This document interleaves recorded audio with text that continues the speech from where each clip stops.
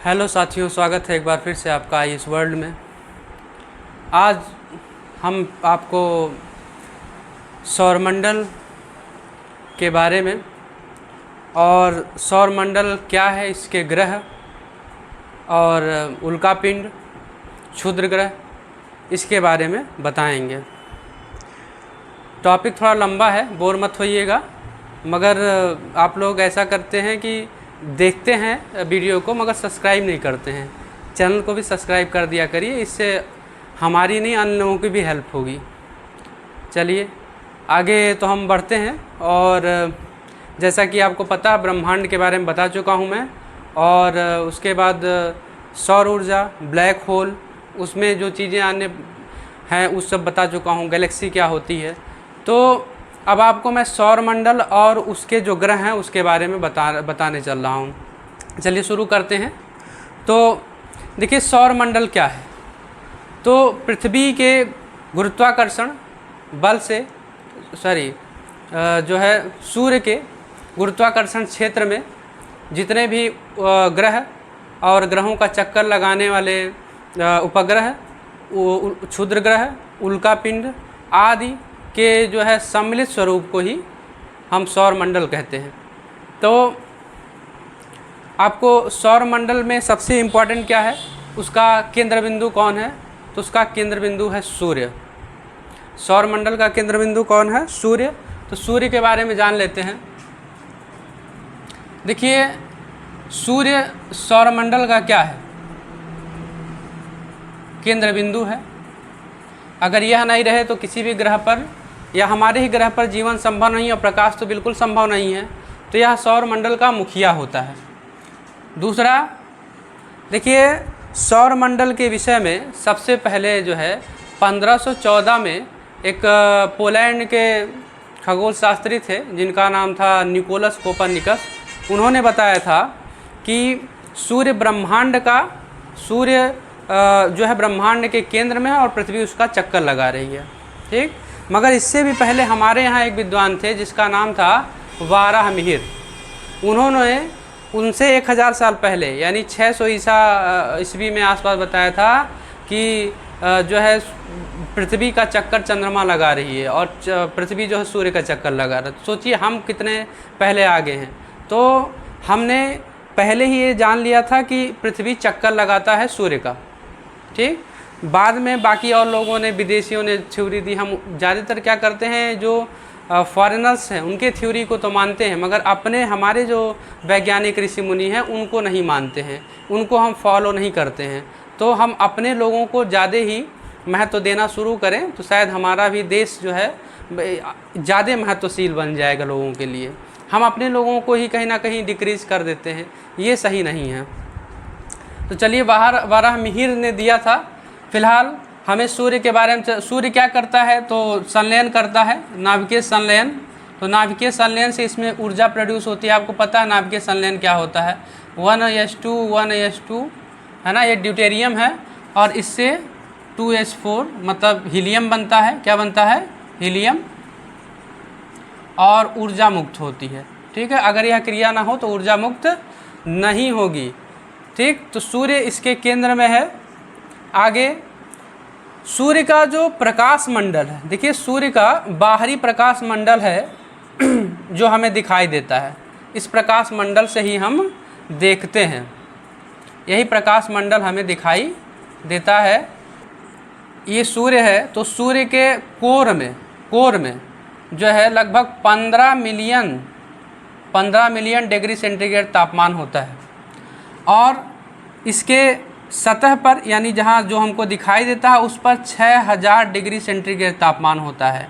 कहाँ पर? पृष्ठ पर। ठीक है, और यही सूर्य के एक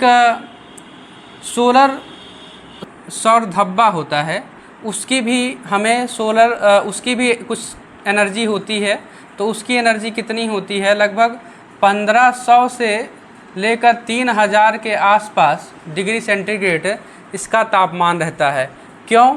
क्योंकि इस सूर्य से, देखिए सूर्य के सतह का तापमान 6000 डिग्री सेंटीग्रेड होता है, और इसके अंदर का तापमान, अगर हम एक मान लीजिए ऐसे खींच लें इसको, तो अंदर का जो तापमान 3 भागों में अगर बांट लेते हैं तो ये जो अंदर का तापमान है वो 15 मिलियन डिग्री सेंटीग्रेड है। ये रेडिएंट जोन होता है, यहाँ से सूर्य का प्रकाश यहीं से एक्सरे जाता है, ठीक से एक्स और गामा रे यहीं से निकलता है, यहीं से हमारा प्रकाश जो है फोटान के रूप में हमें पहुँचता है। ठीक, हमारे तक प्रकाश किसके रूप में पहुँचता है? फोटान के रूप में। ये भी पूछता है। और इसके अंदर का तापमान कितना होता है ये भी पूछता है। सूरज से ऐसे कुछ क्वेश्चन बनते हैं। ठीक, अगला पृष्ठ का तापमान क्या होता है, और ये सोलर जो है आपका सौर बिंदु क्या है, तो इन सबको भी क्वेश्चन में पूछता है। सोलर टेम्परेचर देखिए क्या होता है कि अगर 1 से 1.5 करोड़ डिग्री सेंटीग्रेड तापमान नहीं रहेगा तो हाइड्रोजन हीलियम में कन्वर्ट नहीं होगा। यानी हाइड्रोजन से हीलियम में कन्वर्ट होने के लिए नाभिकीय संलयन प्रक्रिया के लिए आपको हाइड्रोजन से हीलियम बनने के लिए 1 से 1.5 करोड़ डिग्री सेंटीग्रेड तापमान होना चाहिए। ये सब कुछ इससे क्वेश्चन है जो बनते हैं। अब एक चीज़ और आपको बताऊं मैं, सूर्य को क्या होता है, चंद्रमा ढक लेता है। सूर्य को जब चंद्रमा ढक लेता है, चंद्रमा कब ढक लेता है सूर्य को? जब सूर्य ग्रहण लगता है। सूर्य ग्रहण जब लगता है तो चंद्रमा सूर्य को ढक लेता है, और ये अमावस्या को लगता है, अमावस्या को ढकता है। तो इसके किनारे के जो भाग है, जहाँ ये किनारे का जो भाग है, इसको बोलते हैं कोरोना। क्या बोलते हैं? कोरोना, या किरीट बोलते हैं इसको। ठीक, ये भी क्वेश्चन होता है किस भाग को किरीट बोलते हैं। तो सूर्य जब चंद्रमा जब सूर्य को ढक लेता है तो उसके बाहरी भाग को कोरोना या किरीट बोलते हैं। इसी में एक क्वेश्चन और बनता है कि डायमंड रिंग क्या होता है। ठीक, तो सूर्य जब सूर्य को ढक लेता है तो यहाँ से ये जो भाग होता है बीच में, ठीक है, ये पूर्ण चंद्र ग्रहण के समय है ना, यानी पूर्ण सूर्य ग्रहण के समय क्या होता है, जब चंद्रमा एकदम से सूर्य को ढक लेता है तो उसका जो प्रकाश होता है ऐसे गोलाकार डायमंड जैसे निकलता है। ठीक है, तो केवल पूर्ण सूर्य ग्रहण के समय, ठीक है, तो वो उसको बोलते हैं डायमंड रिंग। क्या बोलते हैं? Diamond ring. ये भी क्वेश्चन पूछा हुआ कई बार यूपीपीसीएस या यूपीएससी में। तो डायमंड रिंग कहते हैं या हीरक वलय कहते हैं, हीरक वलय। ठीक, अगला इसी में से एक और क्वेश्चन पूछता है, इसी से एक और क्वेश्चन पूछता है, हीरक वलय क्या होता है, कोरोना किरीट क्या होता है। एक क्वेश्चन ये है कि जब सूर्य गर्म होता है तो कभी कभी उसका संलयन अधिक हो जाता है, यहाँ कोर से संलयन अधिक हो जाता है। 15 मिलियन डिग्री सेंटीग्रेड तापमान है इसका, तो यहाँ से कभी कभी इतनी तेज जो है रोशनी निकलती है कि वह सूर्य की आकर्षण शक्ति को पार करके, सूर्य के गुरुत्वाकर्षण शक्ति को पार करके कहाँ चला जाता है, वो कभी कभी बुध या पृथ्वी की तरफ चला जाता है, वो कभी कभी बुध या पृथ्वी की तरफ चला जाता है। तो इस सोलर फ्लेम को जो यहाँ से जाता है उसको सौर ज्वाला कहते हैं। यहाँ से निकलता है तो क्या बोलते हैं? सौर ज्वाला। ठीक, इसको सौर ज्वाला कहते हैं। और पृथ्वी के क्षेत्र में जब यह आता है तो पृथ्वी के वायुमंडल के संपर्क में भी आएगा, और पृथ्वी के वायुमंडल के संपर्क में आते ही इसका नाम हो जाता है अरोरा। क्या नाम हो जाता है? अरोरा। पृथ्वी के वायुमंडल के संपर्क में आते ही इसका नाम अरोरा हो जाता है सौर ज्वाला का। ये रंगीन प्रकाश हो जाता है। कैसा प्रकाश हो जाता है? रंगीन प्रकाश। तो रंगीन प्रकाश हो जाता है, और इसके हमारे पृथ्वी के, सोचिए अगर वायुमंडल नहीं होता तो जला देता। ठीक है, वायुमंडल है इसलिए इसके तापमान को कंट्रोल कर लिया है। और ये आता है तो यहाँ पर मतलब बहुत टेम्परेचर इसका कम हो जाता है, लगभग 13-15 डिग्री सेंटीग्रेड। तो यहाँ पे आता है तो उत्तरी भाग में, उत्तरी पोल पे जब ये रहता है तो इसको बोलते हैं अरोरा बोरियालिस। ठीक, और इस दक्षिणी इसके भाग को, इस प्रकाश के दक्षिणी भाग को इसको बोलते हैं अरोरा ऑस्ट्रेलियस। ठीक, ये दो प्रकार का इसका जो है भाग में जो प्रकाश बढ़ता है, इसके उत्तरी भाग को अरोरा बोरियालिस कहते हैं और दक्षिणी भाग को अरोरा ऑस्ट्रियालिस कहते हैं। ये भी क्वेश्चन पूछता है कि इसको ये अरोरा बोरियालिस कहाँ है या सौर ज्वाला क्या होता है, यहाँ भी से भी क्वेश्चन पूछ लेता है। तो मुझे लगता है सूर्य से ज़्यादातर क्वेश्चन हो गया है। देखिए सूरज के परिवार में 8 ग्रह हैं, ठीक है। तो 4 जो ग्रह हैं, 4 ग्रह हैं, ये 4 ग्रह ठोस रूप में है, ठोस रूप में है, और 4 ये जो ग्रह हैं यह गैस रूप में है, यानी गैसीय रूप में है। तो इसको हम आंतरिक ग्रह बोलते हैं, आंतरिक ग्रह, ठीक। और इसको बाह्य ग्रह बोलते हैं, बाह्य ग्रह, ठीक। ये क्वेश्चन बनता है आंतरिक ग्रह कौन सा है और बाह्य ग्रह कौन। पृथ्वी के, अब चूंकि ठोस हैं, पृथ्वी के आसपास रहने के कारण इन 4 ग्रहों को हम क्या करते हैं, इनको पार्थिव ग्रह भी बोलते हैं, पार्थिव ग्रह, ठीक, या पृथ्वी ग्रह। और इन सबको बृहस्पति ग्रह भी कहते हैं, बृहस्पति ग्रह। तो इस प्रकार से भी कुछ क्वेश्चन बन सकते हैं। देखिए सूर्य के सबसे पास, अब देखिए दूरी के क्रम में अगर देखें तो कौन सा ग्रह है, बुध है, शुक्र है, पृथ्वी है, मंगल है, बृहस्पति है, शनि है, अरुण है और वरुण है, ठीक है। एक ग्रह है, ये जो एक ग्रह और था मगर उस ग्रह को हटा दिया गया, एक ग्रह और था यहाँ पे, एक ग्रह था जिसका नाम था प्लूटो। तो प्लूटो को वैज्ञानिकों ने 2006 में ग्रह की श्रेणी से हटा दिया, ग्रह की श्रेणी से हटा दिया। 1930 में ही यहाँ खोजा गया था और 2006 में इसे ग्रह की श्रेणी से हटा दिया गया, क्योंकि ग्रह बनने के लिए उसे अपने ही डायरेक्शन में घूमना होता है और अपने ही ऑर्बिट में उसको घूमना होता है, ठीक। तो ये सब कुछ कंडीशन रहता है, मगर ये दूसरे के ऑर्बिट में चला जाता था, इस कारण से इसको ग्रह की श्रेणी से हटा दिया गया। चलिए हम इसी पे समझते हैं। तो सबसे पास का ग्रह कौन सा है, ये समझ में आ गया होगा आपको। सबसे पास का ग्रह कौन सा है, वो है बुध। सबसे पास का ग्रह बुध है सौरमंडल का।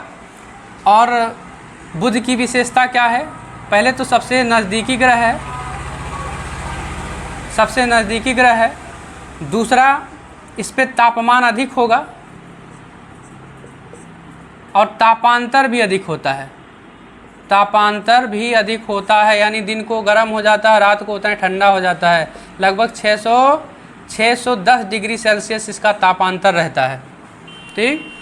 और ऐसा माना जाता है इसमें चुंबकीय शक्ति भी बहुत होता है, चुंबकीय शक्ति भी इसमें अधिक है बुध में। और सबसे पहले तो यह सबसे छोटा ग्रह है, यानी हमारे सौरमंडल का सबसे छोटा ग्रह कौन है, बुध, ठीक। छोटे के क्रम में अगर हम देखें तो बुध है, ठीक है। अगर आकार के क्रम में देखेंगे तो सबसे बड़ा ग्रह कौन सा है, बृहस्पति है, सबसे बड़ा बृहस्पति है। उसके बाद शनि है, उसके बाद वरुण है, फिर अरुण है, फिर पृथ्वी है, फिर शुक्र है, फिर मंगल है, फिर बुध है। इस प्रकार से आकार के क्रम है। दूरी के क्रम में बुध, शुक्र, पृथ्वी, मंगल, बृहस्पति, शनि, अरुण, वरुण है। हम इस पे बोर्ड पे एकदम लिख नहीं सकते और बहुत लंबा वीडियो हो जाएगा, मगर देखिए आकार के क्रम में कौन है, बृहस्पति है, फिर शनि है, फिर वरुण है, फिर अरुण है, ठीक है। और फिर आपका पृथ्वी है, फिर शुक्र है, फिर मंगल है, फिर बुध है, इस प्रकार से, ठीक। तो बुध है सबसे नज़दीकी ग्रह है, सबसे छोटा ग्रह है। तापांतर इसका अधिक, तापांतर अधिक है, चुंबकीय शक्ति इसमें अधिक होता है। ये सब कुछ क्वेश्चन इससे बनते हैं, ठीक है। और दूसरी एक चीज़ और बनता है कि इस पर कोई उपग्रह है, इसके पास कोई उपग्रह नहीं है, इसके पास कोई उपग्रह नहीं है। यहाँ से एक क्वेश्चन बनता है। अगला आ जाए हम लोग, अगला है शुक्र। कौन सा ग्रह है, शुक्र। तो शुक्र के संबंध में क्या है, शुक्र सूर्य से दूसरे नंबर का ग्रह है। उसके बाद यह पृथ्वी के समान ही ग्रह है, यानी पृथ्वी के घनत्व के बराबर इसका घनत्व है, यानी इसीलिए इसको पृथ्वी की जुड़वा बहन बोलते हैं, पृथ्वी की जुड़वा बहन भी इसको बोला जाता है, ठीक। तीसरा, इस पे कार्बन डाइऑक्साइड अधिक है, 98% कार्बन डाइऑक्साइड है, जिसके कारण इसमें तापमान बहुत है, यानी इसीलिए इसको प्रेशर कुकर भी संज्ञा देते हैं, प्रेशर कुकर, यानी यहाँ कोई अगर जाएगा तो फट जाएगा, इतना यहाँ टेम्परेचर है। ठीक, इसी 98% जो है कार्बन डाइऑक्साइड की वजह से बहुत सबसे चमकीला ग्रह है, यानी हमारे सौरमंडल का सबसे चमकीला ग्रह भी बनता है, ये भी क्वेश्चन यहाँ से बनता है। तो शुक्र से ये इसको सांझ का तारा भी, क्योंकि कभी कभी शाम को भी देखने को मिल जाता है, तो इसको सांझ का तारा भी बोलते हैं, सांझ का तारा या भोर का तारा भी इसको कहते हैं। पृथ्वी की जुड़वा बहन, भोर का तारा, भोर का तारा।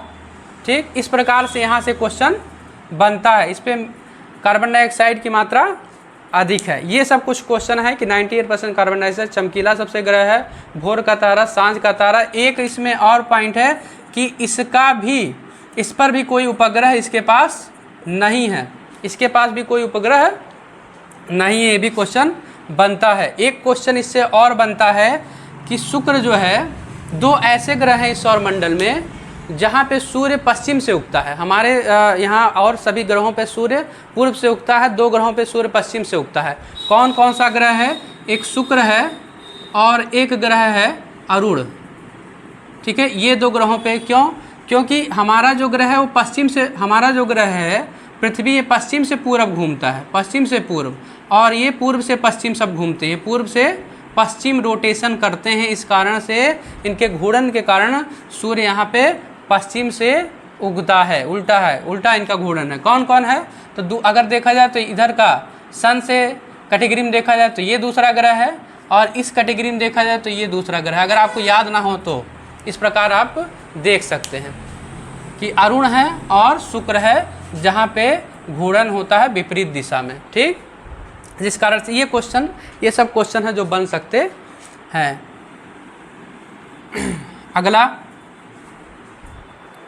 अगला अगर हम देखें तो अगला कौन सा ग्रह आता है? पृथ्वी। बहुत लंबा वीडियो नहीं बनेगा। पृथ्वी के संबंध में क्या है साहब? तो पृथ्वी के संबंध में कई क्वेश्चन बन सकता है। जैसे पृथ्वी क्या है? पृथ्वी नीला ग्रह है, क्योंकि यहाँ पे पानी अधिक है ना? तो पानी अधिक होने के कारण लगभग 71% तो यहाँ पे वाटर है, तो इस प्रकार से समुद्र का जो जल है इसके कारण नीला दिखाई देता है, इसलिए नीला ग्रह इसको बोलते हैं। पहला ऐसा ग्रह है जहाँ जीवन है। ठीक है, और एक चीज़ और आपको मैं बता दूं कि इसे पृथ्वी को गोल्डी लॉक्स जोन बोलते हैं। कुछ एग्जाम में पूछा है goldilocks zone. Goldilocks zone किसे कहते हैं? जहाँ जिस ग्रह पर, सौरमंडल के जिस ग्रह पर आवास हो, यानी तरल पदार्थ हो, पानी हो, उसे गोल्डी लॉक्स जोन कहते हैं। जहाँ पर जीवन की संभावना हो, तो यहाँ पे जीवन की संभावना है, तरल पदार्थ है, इससे गोल्डी लॉक्स जोन भी कहते हैं। एक क्वेश्चन तो यही बन जाता है।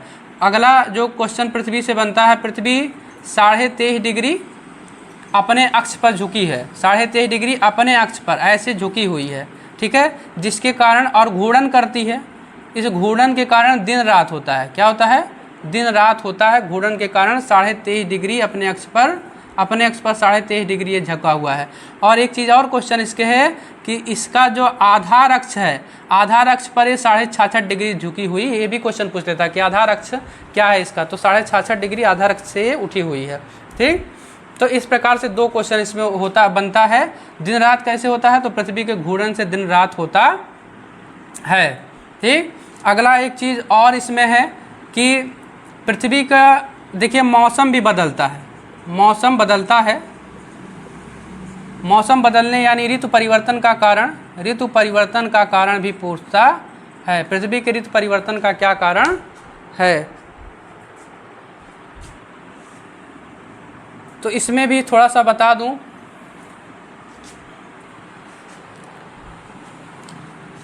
पृथ्वी के ऋतु परिवर्तन का क्या कारण है? देखिए ये सूर्य है, और सूर्य के परवलयाकार कक्षा में पृथ्वी परवलयाकार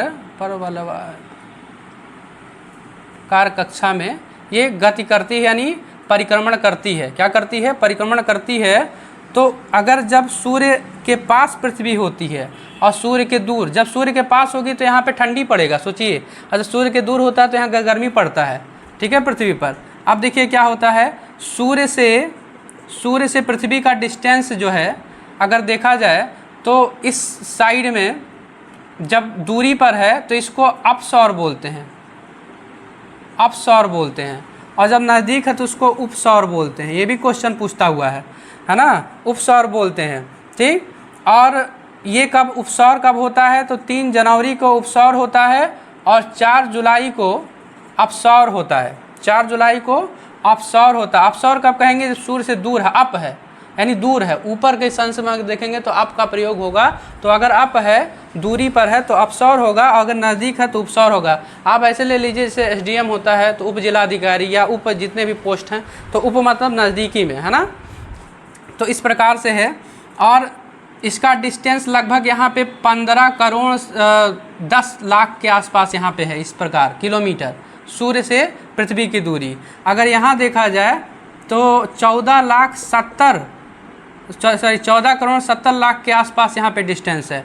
और जो इसकी औसत दूरी होती है, औसत दूरी, ठीक है, तो सूर्य से औसत दूरी देखा जाए तो 14 करोड़ 98 लाख, ठीक है, किलोमीटर इसकी है। अप्रॉक्सीमेट अगर मान के चलते हैं तो 15 अरब, ठीक है, यानी 15 मिलियन। सूर्य से पृथ्वी की औसत जो दूरी है वो 15 मिलियन है, यानी 15 अरब जो है किलोमीटर इसकी डिस्टेंस है, ठीक। लंबा तो बहुत हो जाएगा ये, 14, इसका पूरा अगर मैं बताऊं तो 14 करोड़ 97 लाख 95,900 किलोमीटर, इस प्रकार से बड़ा लंबा ये है, ठीक है। ऐसे 14.98 किलोमीटर हम मान लेते हैं, ठीक। तो इस प्रकार से एक चीज़ और है, ये उपसौर अपसौर होता है, ठीक। और मौसम ऋतु परिवर्तन इसी कारण होता है, ऋतु परिवर्तन इस कारण होता है, पृथ्वी घूमती है इसके चारों तरफ सूर्य के, इस कारण ऋतु परिवर्तन होता है, और झुकी हुई है इस कारण, ठीक है। तो 2 ये कारण है। अगला जो है, इसको इंग्लिश में भी कहते हैं, इसको पेरीहीलियन, ठीक है, और इसको अपहीलियन कहते हैं, अपहीलियन, ठीक है, इंग्लिश में जान लीजिए। तो इस प्रकार से ऐसे यहाँ से कुछ क्वेश्चन ये बन जाता है।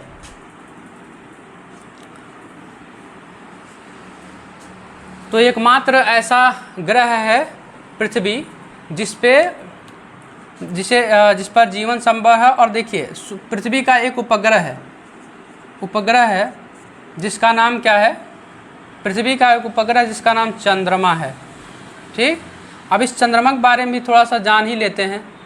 पृथ्वी के पास एक उपग्रह जिसका नाम चंद्रमा है। देखिए चंद्रमा क्या है, चंद्रमा जिस प्रकार सूर्य का चक्कर पृथ्वी लगा रही है, उसी प्रकार पृथ्वी का चक्कर चंद्रमा लगाता है, ठीक।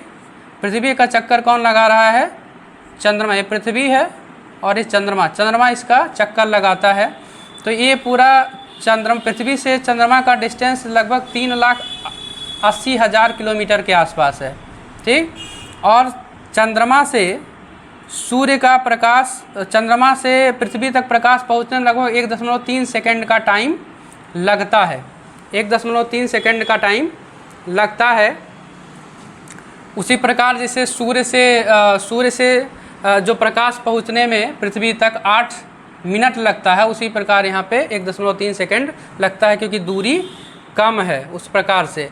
और यह पृथ्वी की परिक्रमा करता है। एक चीज़ वहाँ पे मैं शायद बताना भूल गया था कि सूर्य की जो परिक्रमा कर सूर्य का चंद्रमा केवल जो है 8 ही मिनट तक जो ग्रहण लगता है, केवल 8 ही मिनट लग सकता है, उससे ज़्यादा नहीं। कारण यह है कि पृथ्वी और चंद्रमा दोनों घूर्णन करते रहते हैं सूर्य का, जिस कारण से 8 मिनट से ज़्यादा उसको ढक पाना संभव नहीं है। यहाँ से ये भी कभी कभी पूछ लेता है, तो उसको ध्यान में रखिएगा। तो उसी प्रकार पृथ्वी भी 3,80,000 किलोमीटर के आसपास है। और ये जो परिक्रमा पूरी करती है पृथ्वी को, वो 27 दिन और 8 घंटे लगते हैं पृथ्वी का एक परिक्रमा करने में, ठीक। और पृथ्वी को सूर्य की परिक्रमा करने में कितना टाइम लगता है, तो पृथ्वी को सूर्य की परिक्रमा करने में लगभग 365 दिन लगते हैं, 365 दिन। मगर 365 दिन और 6 घंटा एक वर्ष में इसका चक्कर लगाता है सूर्य का चक्कर लगाएगा। और इसी प्रकार ये 4 वर्ष में एक लीप ईयर होता है, लीप ईयर, क्योंकि 365 दिन का एक साल का चक्कर लगाता है, तो सोचिए 4 साल में दिन बदल जाएगा, तो इसीलिए 4 साल पे एक साल 366 दिन का होता है। इसी के कारण, क्योंकि पृथ्वी चक्कर लगाती है सूर्य का 365 दिन 6 घंटे में। तो ये भी एक क्वेश्चन बनता है, ठीक। और पृथ्वी अपने अक्ष पर कितने घूमती है, तो पृथ्वी, यहाँ से एक क्वेश्चन इसका चंद्रमा का हो गया, इतने ही क्वेश्चन पूछेगा, उससे ज़्यादा क्वेश्चन नहीं पूछता है। पृथ्वी का एकमात्र उपग्रह चंद्रमा है। पृथ्वी अपने अक्ष से 23.5 डिग्री झुका हुआ है और ये अपना एक चक्कर लगभग 23 घंटे 56 मिनट में करता है, यानी 24 घंटे में एक रोटेशन ये करता है, घूर्णन करता है। इसी का कारण दिन रात होता है। आगे का जो ग्रह है, और भी कुछ क्वेश्चन इससे रिलेटेड बन जाता है, अभी मैं आपको बताऊंगा। आगे चलते हैं मंगल पे। तो मंगल, देखिए मंगल से संबंधित क्या है, मंगल सबसे छोटा ग्रह है, सॉरी छोटा ग्रह नहीं है, अगर छोटे क्रम में देखें तो दूसरा सबसे छोटा ग्रह है। और मंगल पृथ्वी के लगभग, पृथ्वी पर पहला तो मंगल पे भी जैसे वायुमंडल पाया जाता है, वायुमंडल पाया जाता है। हमारे चंद्रमा पे मैं आपको बताना भूल गया, अभी हमने एक मिशन भेजा था जहाँ पर चंद्रमा के दक्षिणी ध्रुव पर हमारा वह मिशन जाके उतरा था, जिसको शिव शक्ति पॉइंट कहा जाता है। ये भी एक क्वेश्चन करंट में पूछ सकता है। तो और सबसे पहले आपको पता ही है चंद्रमा पे कौन गया था। सबसे पहले चंद्रमा पे 1969 में नील आर्मस्ट्रांग गए थे, उनका पहला मिशन था चंद्रमा का। तो इस प्रकार से हमने पहली बार उसको खोजा था। तो आगे मंगल पे, यहाँ पे वायुमंडल है मगर बहुत पतली सतह है इसकी, बहुत पतली सतह है, चादर की तरह वायुमंडल है। दूसरा, मंगल पर जीवन संभव है कहीं ना कहीं, इस वायुमंडल के कारण जीवन संभव माना जा रहा है कि वहाँ पे पहले नदियाँ थी, ऐसा। ये लाल ग्रह कहा जाता है इसको, लाल ग्रह। लाल ग्रह क्यों कहा जाता है, क्योंकि यहाँ पे आयरन ऑक्साइड पाया जाता है, आयरन ऑक्साइड पाया जाता है इसके मिट्टी में। और इसका जो झुकाव है पृथ्वी के 24 डिग्री इसका झुकाव है, और यह जो अपने अक्ष पर झुका हुआ है ये 24 डिग्री के आसपास झुका हुआ है, यानी 23 डिग्री 59 मिनट के आसपास। इस कारण से ऋतु परिवर्तन होता है, ठीक। अच्छा, ये चक्कर लगाने क्रम में सबसे कम जो है सूर्य के परिक्रमण सबसे कम दिनों में यही करता है, 88 दिनों में। ये भी एक क्वेश्चन बनता है, ठीक।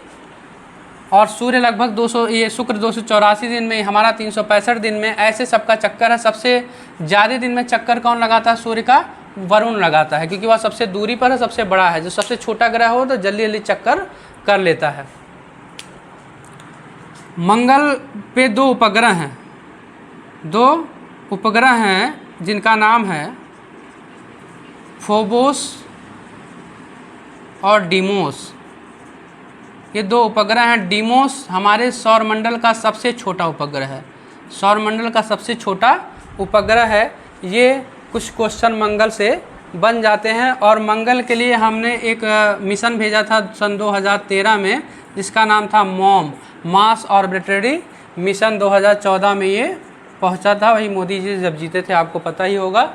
तो मार्स ऑर्बिटरी मिशन भेजा गया था मंगल में, मंगल की सतह को जानने के लिए कि क्या है क्या नहीं है। इससे पहले नासा वगैरह ने कई कुछ मिशन भेज चुके हैं वहाँ पे, और चंद्रमा पे भेजे हैं, मंगल पे भेजे हैं।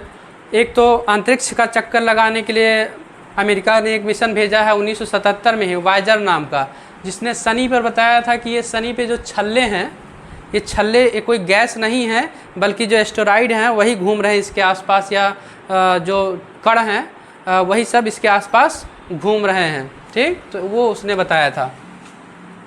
तो इस प्रकार से फोबोस डीमोस नाम का इसका 2 उपग्रह है। ये क्वेश्चन इससे पूछ लेता है। अगर कहीं जीवन की संभावना अन्य कहीं दिख रही है तो यहीं पे दिख रही है। अगला जो ग्रह है, अब देखिए, अब इसके बीच में इसके बीच में क्षुद्र ग्रह की पट्टी है।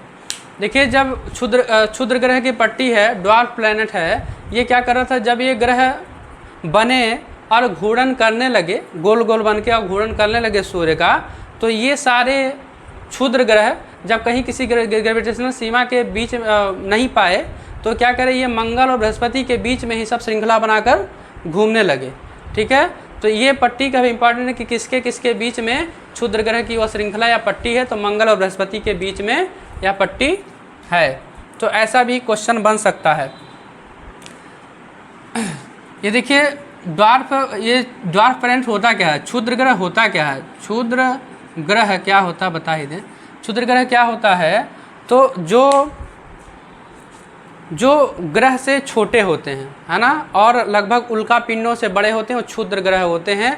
और कोई ज़रूरी नहीं है कि वह किसी ग्रह का चक्कर ही लगा रहे हों, वो इंडिविजुअल अपना घूमते रहते हैं। ठीक, तो इस प्रकार से जैसे हमने प्लूटो को माना कि वह क्षुद्र ग्रह है क्योंकि छोटा है और साइज में वह दूसरे ऑर्बिट में भी चक्कर लगाता है, इस कारण ही उसको ड्वार्फ प्लैनेट माना गया।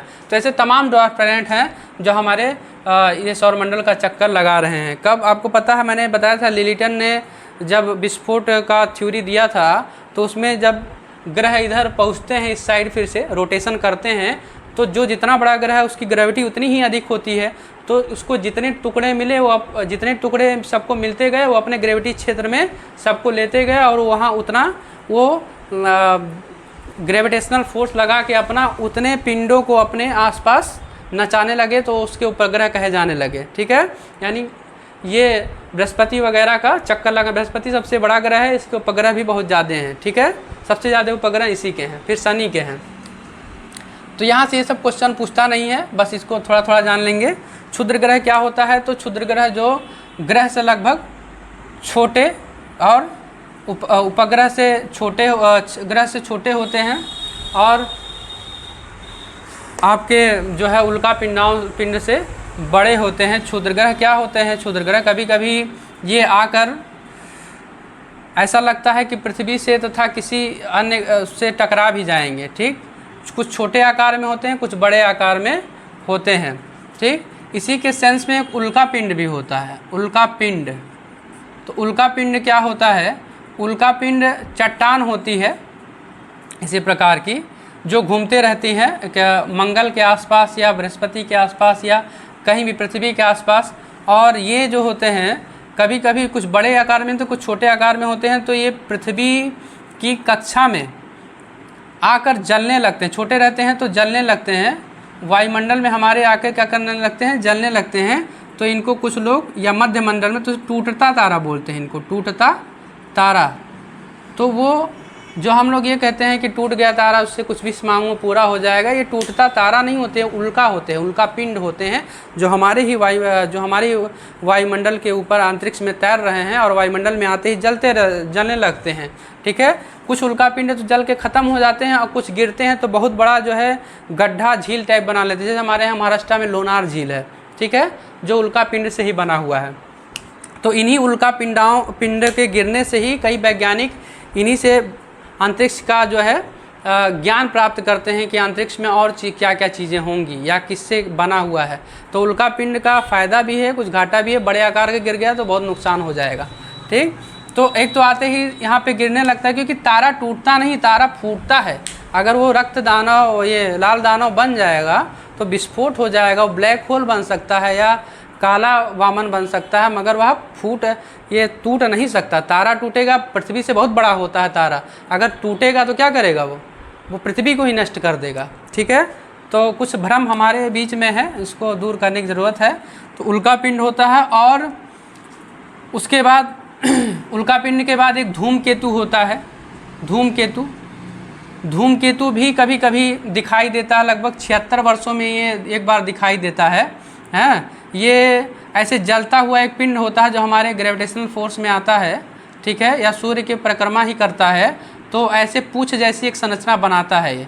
ठीक है, इसमें धूल होता है, धूल कण होते हैं, गैस होते हैं, बर्फ़ होता है। ठीक है, इस प्रकार से इसमें होता है और ये जलता हुआ प्रतीत होता है। धूमकेतु एक हेली धूमकेतु है, लगभग 76 वर्षों में आसपास दिखाई देता है। तो धूमकेतु, उल्कापिंड और क्षुद्र ग्रह आप समझ गए होंगे। अगला हम बात करें तो मंगल का हो ही गया। बृहस्पति हमारे सौरमंडल का सबसे बड़ा ग्रह है, ठीक। बस इससे इतना जाने, बड़ा ग्रह है, सबसे बड़ा ग्रह है, ठीक है। इसके पास उपग्रह भी अधिक हैं और ये सब गैसीय ग्रह होते हैं, बाहरी ग्रह होते हैं, ठीक है।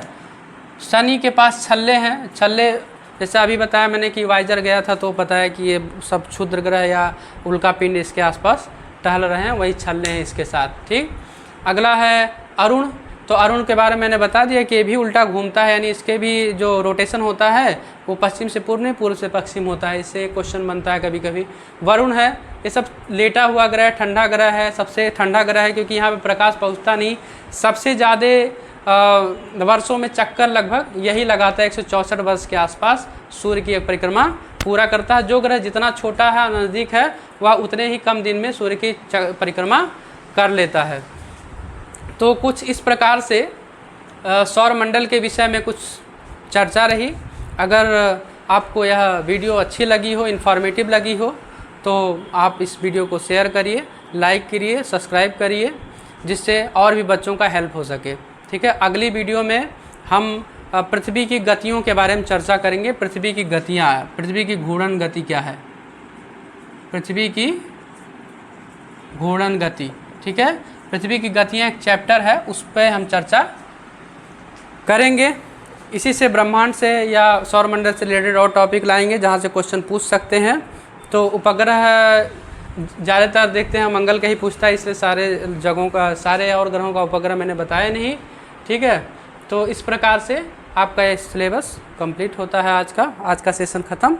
और चलिए, जय हिंद और जय भारत। Thanks for watching.